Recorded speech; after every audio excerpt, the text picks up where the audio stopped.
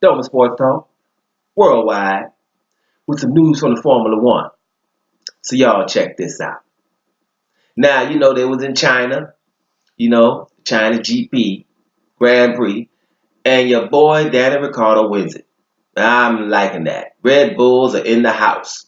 You know what I mean? And the reason why I'm liking that is, it's the drive for five, right? But make these two legends strive for the drive for five. So everything we got that's not Sebastian Vettel or Lewis Hamilton going to give us suspense later in the season. Because you don't want them running away with it so early, right? So this is real well. Now the Red Bulls had pace. They went into the when they had a safety car phase.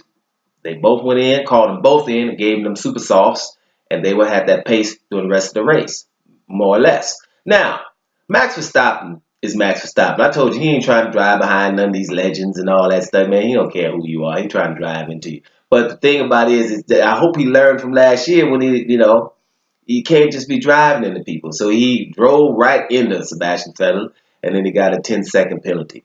Right, so I think he ended up in about sixth place or something like that. But he would have been actually fifth behind Lewis Hamilton. Lewis Hamilton was fourth. So let's get the order. Right, Ricciardo wins, which he needs to keep his teammate Max Verstappen at bay. So he wins this race. It was very important for Ricciardo. And Valtteri Bottas gets second place, which is good. Right, which is real good. I told you these number two drivers are important to win early in the season. Speaking of that, Mr. Number 2 driver himself, Kimi Räikkönen, the Iceman himself, was number 3, third place. Now he don't even be happy about nothing. Does Kimi ever get happy without no vodka in his hand? He's just not happy about nothing. The Iceman really fits Kimi. He can be on the podium. He ain't even happy about nothing. He's just waiting for the next race. It's very even keel. His even keel is like, it's like you got to check his pulse to see if he's alive. Kimi's just cool. Iceman's a perfect name for him. That moniker, he gonna take that with him. Now, I don't know how he is when he's partying. I heard it's a whole different ball game when they get a little vodka in the thing. But whatever. Good to see the number 2 drivers on the podium. Then I'm happy. Straight up. I'm telling you, you guys should be too. Because the legends are going to handle their business anyway. They make a lot of money. The teams are going to make sure that everything caters to them. So these number 2 drivers early in the season should be winning. Now, like I told you, Max Verstappen, I don't consider him a number 2 driver, and I know he doesn't either. And he don't like that moniker. He ain't trying to have it.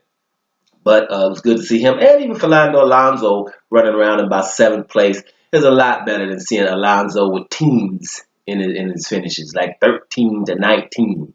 You don't really need to see that. Fernando Alonso needs to have a car that is compatible with the rest of these guys, right? And then you would see the Fernando Alonso is still an elite driver. It's just, hey, he's going to say, I'm going to get this money at McLaren.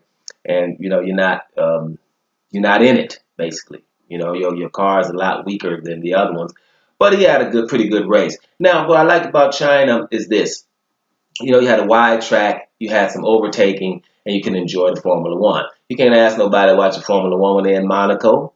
You know what I'm saying? But the track is so small. If it wasn't no tradition in Monaco, it's no reason to watch it because you can't pass nobody. So what the hell? But I understand that, tradition is tradition. But my point is after qualification in the first 2 or 3 laps, I'm done with Monaco to the end of the race. Me personally, I ain't got to be watching the whole race in Monaco as much as I like the Formula One. But anyway, we ain't talking about Monaco. The China GP, Danny Ricciardo wins it. The Red Bulls are up there. It's good to see because now we have 3 groups of cars, right? Ferrari, Mercedes, and Red Bull, who we're going to have to deal with this year, and that's good going forward. Congratulations, Danny Ricciardo, mate. Handle your business and enjoy your weekend because you deserve it. Dover Sports Talk, worldwide. And I'm about to hear y'all.